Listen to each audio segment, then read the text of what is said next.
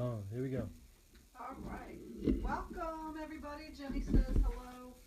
It's been months, I think, since we've had a chance to do a live painting demo on Sunday Studio. So welcome. And we had some time before we have to go run errands today. And I thought, well, I'm going to do my daily painting. I might as well invite you into the studio and show you what I'm up to today. And today is about playtime. I have no really agenda for what I need to paint. I'm not painting for anything special, just to have fun. And when I want to have fun, a lot of times I experiment with things. So I'll experiment with color, or maybe underpainting techniques, or try different papers, or maybe different subject matter. And so since I'm just finished, last week I did a workshop for the Northport Art Association in Florida. And the subject was cooking with color. That was our theme. And so we talked about color, and we did things with how to improve use of color. And one of the things we talked about was using color schemes, or I call them color recipes, because we were cooking with color, so I changed the lingo. And sometimes it's fun to choose a color scheme of colors or combinations of colors that you might not normally use. We all have our favorite go-to colors, and sometimes it's hard to break out of what is comfortable and what we like. And so picking unusual or different color schemes is one way to do that. And so the problem that I have found, though, when I'm choosing color schemes is I forget the colors that I'm supposed to be using.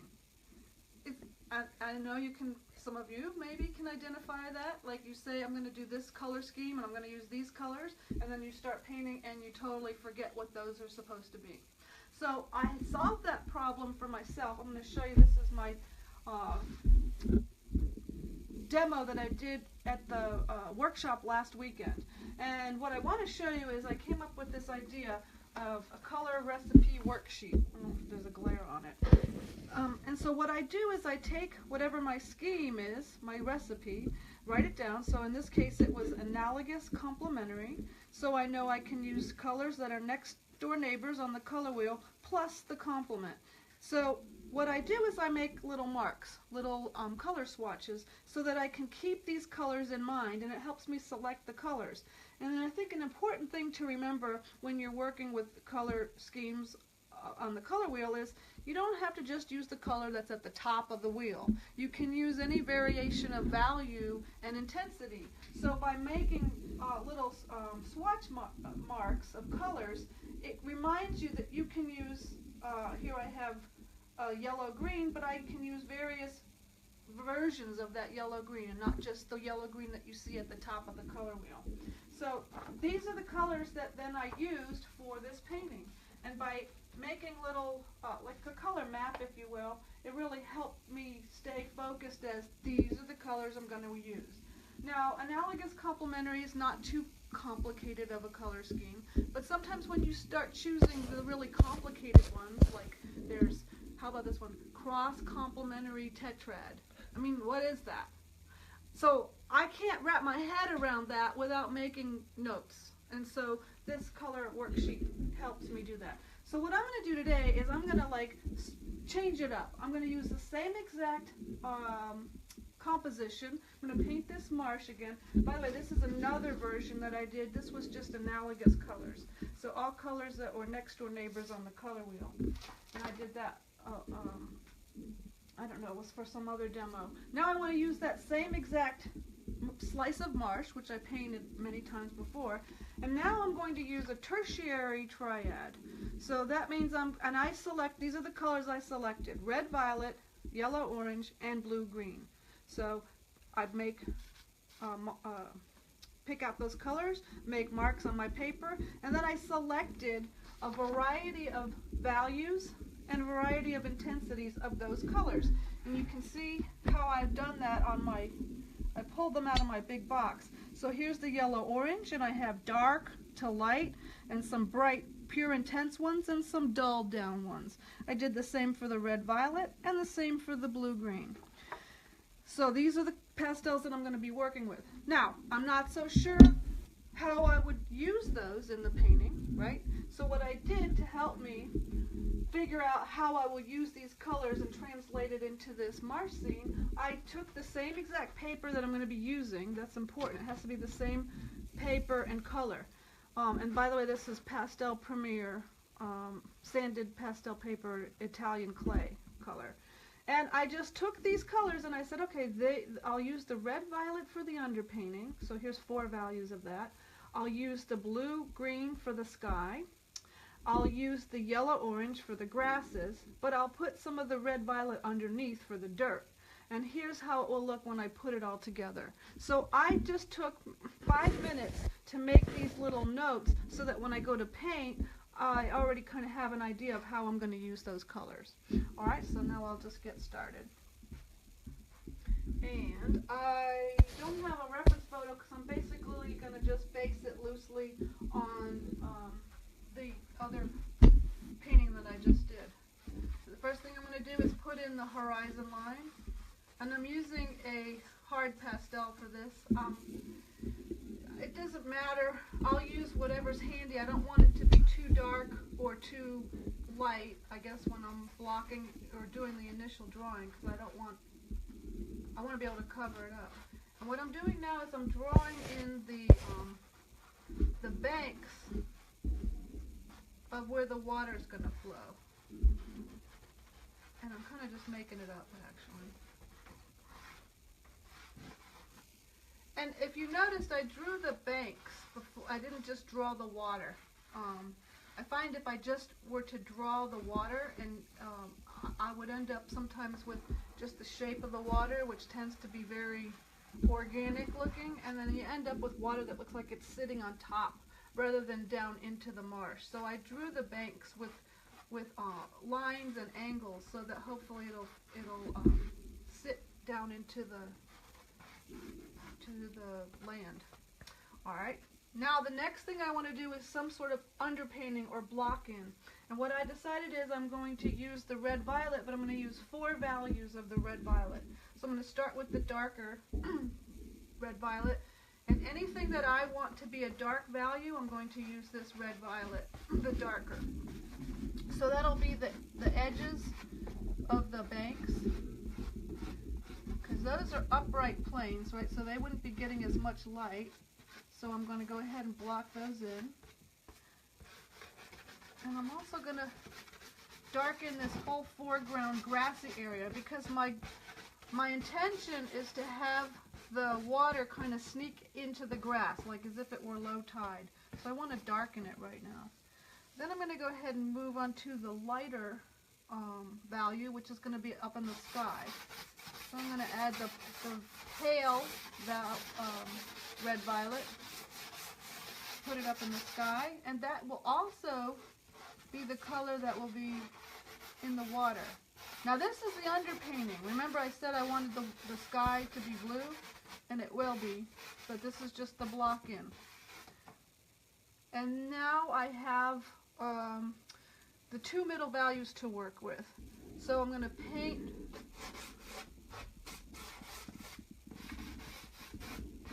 the grasses with this middle value of the red violet. I'm going to pull some of it down in here. And then I'm going to use this one, which is, well, it's not really, it's a little bit lighter than that, the one that I just used. And this will be the distant land. One thing, if you're doing a marsh, you want to make sure that that top lot, where the grass ends, is completely straight and level. So if you have to actually measure it with a ruler to make sure you have it straight and level, go ahead and do that. Because if you don't, and your line wavers even just a little bit, you can see that it will no longer look like a marsh. It'll look like just some sort of hilly landscape. So if you want that strength of the flatness of the marsh, you want to make sure you get that nice and straight and level. So this is now the underpainting or block in. I'm going to go ahead and take my piece of pipe insulation foam. And by the way, someone at my workshop shared with me Oh, you know what? I do need to go to Home Depot. I was trying to get out of going to Home Depot for errands today, but she showed us some sort of pipe insulation that you put inside the pipe, so it's a round and solid piece. Yeah, I got to get my hands on some of that. It just looked fun. If I do, I'll share it. If I find it, I'll share it on the blog. And by the way, if you're interested in the color recipe worksheet, I'm offering that as a PDF handout in my Etsy shop, and I'll put the link. The link is on my blog, but I'll put the link on the demo here when I finish. So what I'm doing is I'm rubbing all this in with the pipe insulation, and I'm doing it for the main reason is I want to put everything out of focus. So you can see how now everything is kind of soft and fuzzy and kind of out of focus. And I want to start the painting this way because now I'll decide where I want to put the most clarity or the most emphasis. So it's all nice and out of focus.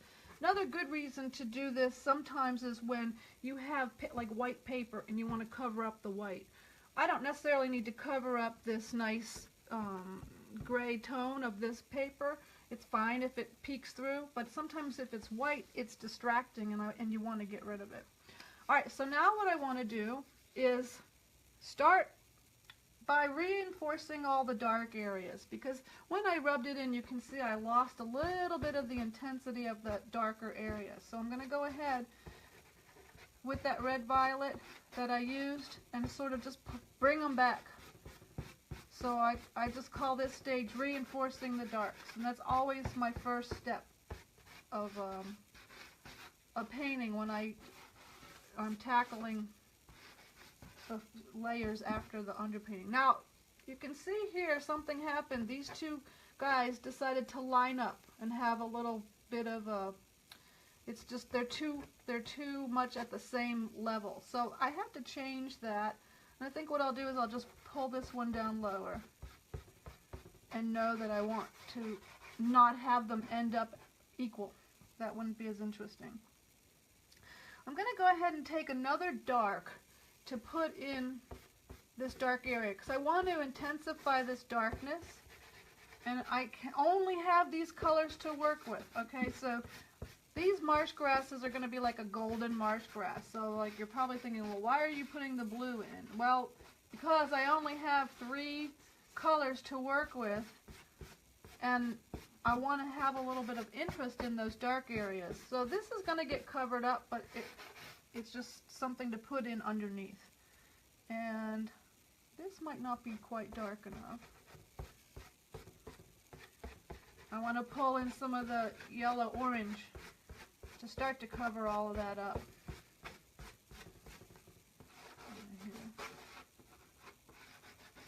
And then, before I move on, I want to say to myself, is there any area in this painting that's going to be darker than this? Like, there's some areas that are even darker than the dark that I have established. And I would say, well, yeah, in the foreground grasses is going to be a little bit darker. So I have a darker red violet that I'm going to put only in this area, this foreground area. If I put this darker one any further back, it would flatten the painting out. I wouldn't have, I'm going to try to create depth even with using a warm color. So we'll see how that goes. But I don't want it to be this dark all the way back there. So you can start to see that it's starting to push that back by just darkening this foreground up a little bit. So the next thing that I do, once I've established all the darks that I want, is I'm going to establish the lights, and that's going to be the sky. Now I had decided earlier that I wanted the sky to be using the blue greens. I'm going to go ahead and start with a darker blue green. While you're over there, could you grab that can of fixative on the shelf? Any of those cans. I meant to bring that over in case. I don't know if I'll need it, but in case I do, I'll have it. So I'm going to start off with the darker blue-green, and you see that I've just gone over it because I don't really want it to stay quite that dark.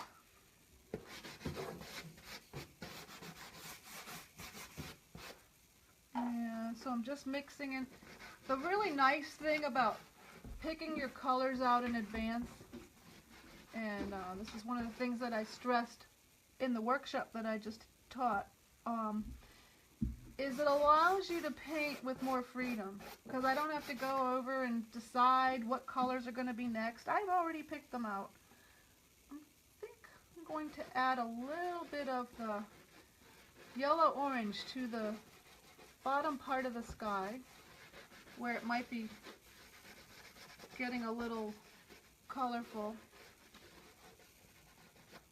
And I'll talk about more about why I chose that color. Why did I choose that instead of the pink? You might be wondering, and I'll tell you. Let's see what else. So I've just taken these colors, these blues, if you will, and put them up in the sky. I'm trying to pull a little bit down. This is going to be a little bit of a subtle directional marker to hopefully lead your eye into the painting. One like that. Okay, so that's going to be my sky. And you know, I'm letting a little bit of the pink peek through, and that's hopefully to help. All this pink underneath is going to hopefully pull everything together. Now what I'm going to do is I'm going to establish or re-establish, because it's gotten hidden, that little bit of distant land. So I have some duller blue-greens. So it's blue-green, but it's a grayer blue-green. So it's not as bright and intense as this one. It's a duller version. Why duller? Because we're going back into the distance, and things are going to get lighter and duller and cooler. I'll add a little bit more of a brighter blue right in here, in these ones that are further. So I've tried to establish different layers. So this layer is here, there's one even further back, and I've broken it up rather than making one straight line. That's boring. So I've broken up the line by making some appear that they're further back. Okay, now I'm going to, let's add a little bit more color to our dirt before we add the golden grasses. So I have this selection of red violets that I already picked out. So I'm going to go ahead and put some of those in. This is what I call the dirt layer. These colors are going to be underneath the golden grasses. So I'm trying to make use of this tertiary triad color scheme and figuring out how am I going to use those three colors. And one of the great ways that you can do it is to have some underneath as part of the underpainting, or what I'm calling the dirt. So I'm laying in some dirt right now. And I don't know if you've noticed the way I'm trying to make my marks. Uh-oh, look what happened. My brain did it again. See, but I got to stay on top of that. It wants it to be equal. You see how that is? I made that mark, but I don't want it to be equal, because equal is going to be boring. So I'm going to go ahead and put in some of this water right now so that I can break that up. And I might, one of the things I like about painting versus taking pictures, I love to take pictures, but with painting we can change the reality. So I'm going to change the flow of the water here, so it'll be a little bit more interesting. Alright, so back to the dirt. I'm changing the direction of the way I put my strokes. So in that distant part of the marsh, if you noticed, I made my strokes in these horizontal bands so that they would be as if we were looking at the tops of the grasses. But as I came more towards the foreground, I changed the direction more up and down, because here's where we would be actually seeing the fronts of the grasses as they're growing. So that's just a simple little device to help create that illusion of depth. Alright, so there's the dirt. And it's kind of pretty and colorful, but my goal was to make the dominant color be the yellow golds, or yellow orange rather. So I've got to come back in, and all I'm going to do is just kind of repeat what I've done with the red violet, but I'm going to put the yellow orange on top. So, and I'm starting with the background and I work my way forward. And I'd like to do that in a landscape because it helps me stay focused to the fact that I want to create depth. So if I want to create depth, I've got to change the colors, change the way I make marks, change, what else do I change? Change my stick, I call it. So a pastel that I use in the distance, I'm not going to use in the foreground because I want it to give that, again, that illusion of depth. So what I'm doing now is I'm just kind of, I don't want to say it's paint by numbers, but in a weird way, it's close because what happened, I already picked out the colors. Now I'm just using them.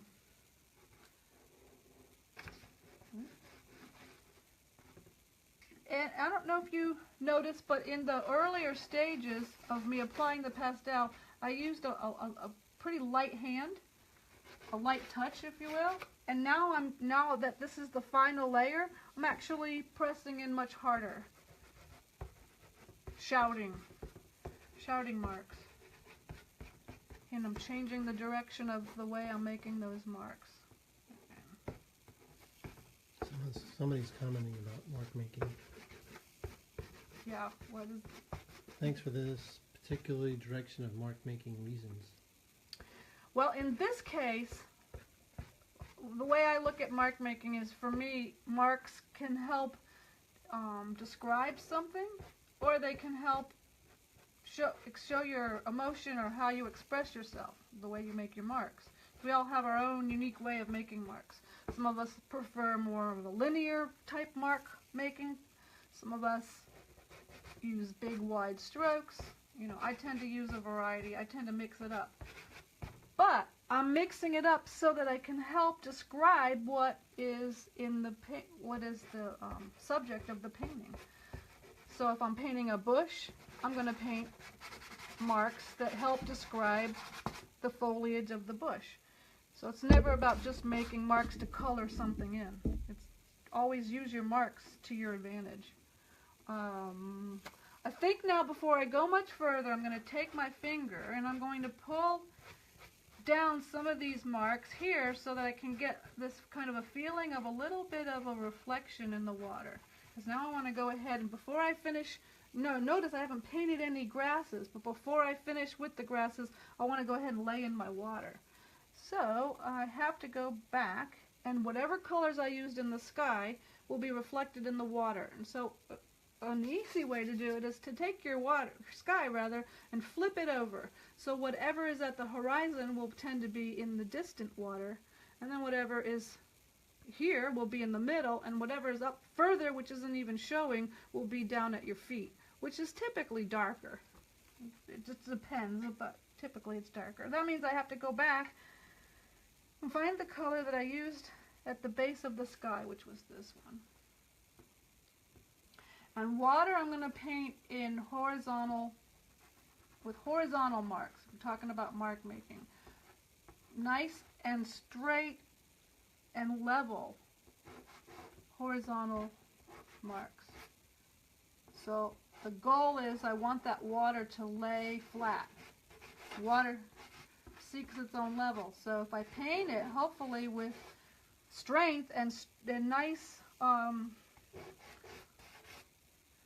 level horizontal marks, then hopefully the idea is it will sit down nicely.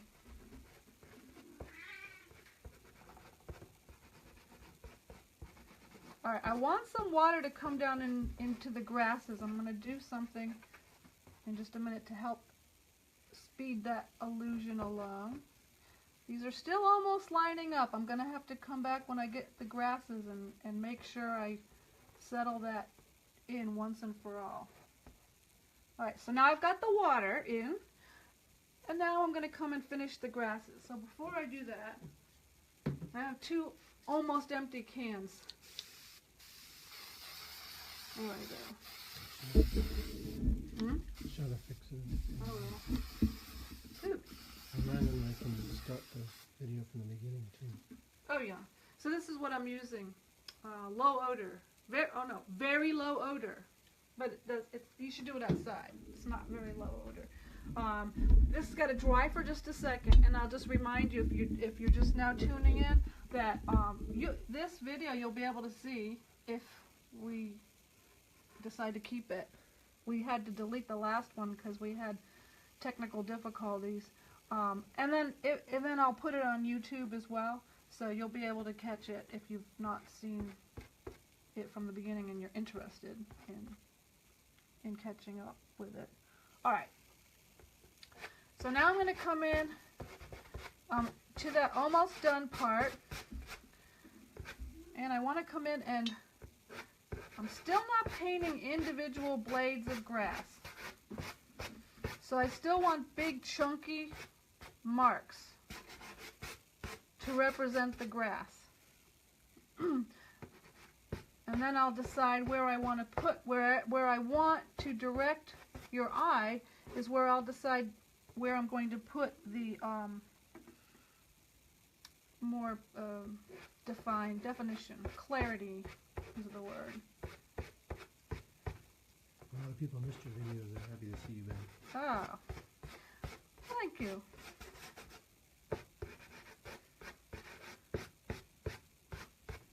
Okay. So still big chunky strokes, but now I have to start to be more aware of what I'm doing. And this is the part where it's real easy to get lost in, you get into it and then you start just painting and you're not really paying attention where you're putting things, and you may at that point lose any of the freshness that you might have established. So you want to be careful when you get to this part that you really, normally is when I would slow down, and every mark starts to it needs to have a purpose. You need to know why you're putting it there. If I have to remind myself, why did you make that mark there? What's its purpose? So I'm just adding a little bit of current lines to the to the water down in there. I'm going to make some of these nice blue. I like that color. I like this color scheme, but it wouldn't be something that I would pick off the top of my head, which is what's interesting about it. No, I mean, if you looked at the photo, which I don't even have anymore, I would never pick these colors for this, right? But I looked and I said I want a tertiary triad, which is three tertiary colors that are spaced equally on the color wheel, and you come up with the red, violet, yellow, orange, and blue, green. Okay, what if I put those together? What would happen? Would I like it? I don't know. That's why I'm going to try it and see. And then what does it do? It just gives me more tools for the toolbox the next time I'm painting a marsh and I want to make it more interesting. I could say to myself, oh, remember that time that you used the tertiary triad and you liked the way it came out? Oh, someone's asking where the sun is? That's a good question. Well, right now, let's just say it's up here. And so I'm starting to put the light on some of the grasses. So some of these grasses here are going to get some more of that light. So I'm using this more intense, spicy color. So that means it is important to know where your sun is coming from so that you don't put the light everywhere. Just a few pieces are going to be picking up on some of that light. This area in here I want to leave kind of out of focus and not quite finished because I don't need grasses growing all the way to the bottom. I might be able to have a few like that. But if I had them all going right to the bottom, I would very easily could potentially create a fence. And I don't want a fence right at the bottom of my painting. Now what I'm doing is I'm picking up some of the harder pastels. This area here got a little bit too heavy, so I'm not being able to get any more pastel in that area, and then it just looks kind of blah. I'm going to take the fixative again, and this is one of the ways that I like to build up grasses. Spray that area. Actually, I got some, like, sometimes if you spray it and like you squeeze it in a different weird way, you can get little speckles, and those are kind of fun. But once you spray it, like that area got way too wet, so that's a don't. Be careful of that. You want to avoid doing that. Now when I go over these areas that I just sprayed, when it dries, hopefully I will have revived a little bit of the tooth, and I can get a few more down there. I'm making a few more individual blades of grass using the side of this pastel. Then I've also got some, let's put some, I've got a red violet new pastel. So why not reintroduce a color that was in the color scheme that was underneath and bring it back to the top. So by using this harder pastel of the red violet, I can kind of make some little notes of that color that was underneath and bring it back to the top. Okay, I'm just about done. I'm going to put a couple more little spicy marks. The spicy marks are going to be where I really want the eye to go. So how am I going to move the viewer's eye around the painting? If you were to start here, how am I going to get you here? I need something. Let's see if I do this little mark here. Maybe. And then I need you here, so I can maybe press a little bit harder with my sky color, maybe make a little mark there. And then getting all the way to the back, I need to introduce a little bit more of this yellow in here, because there's too much of the yellow down there. I just want a little bit of a touch of it there. And let's add, why not, add a little bit of a, when we get all the way to the end, I want to pull the eye over here, so let's put a little dwelling. So there's some indications of some little buildings over here. So they're just going to be little marks. What's the paper again? It's Pastel Premier. The Italian clay. Let's put a couple of uprights so that as if there might be some boats on the creek back in there. So now when you go down this pathway, I can really reinforce this a little bit better. When you go down the waterway, hopefully you'll go and you'll end up by looking at the little dwellings that are in the distance, which are just simply marks, just marks. And then one more thing, and then I'm going to be done for now. What I want to say is what I usually do with a painting when I'm done, because I've had comments where I've been asked to show those finishing steps. Sometimes I always stop with a painting and then come back to it after a little bit with fresh eyes and then decide if there's anything that I need to add. So right now I say I'm done, but that doesn't mean that I'll come back to it and look at it later before I post it and make other corrections. But if I do, I'll explain why and what I did. So like I might need to work on some of this grassy area right here seems a little bit too boring, so I need to just put a couple of little marks right in here. Just a couple of taller grasses that might be picking up some of the sunlight, like that. Alright, so I think I've done enough so that you can get the idea of the fun of working with a color recipe worksheet, where it was so much easier because I could see the colors that I wanted to work with in my scheme, and I can tell you this, there's no way I would have selected these colors without sitting down and making myself think of another color scheme that's just not part of my normal way of working. So I hope you enjoyed today's Sunday Studio. Jenny says goodbye till next time, and I guess Heidi was too lazy to come down. We took her for a big walk this morning. So, but thanks for joining in, and I appreciate your comments or your questions. I'll get to them as soon as I can. So thanks a lot.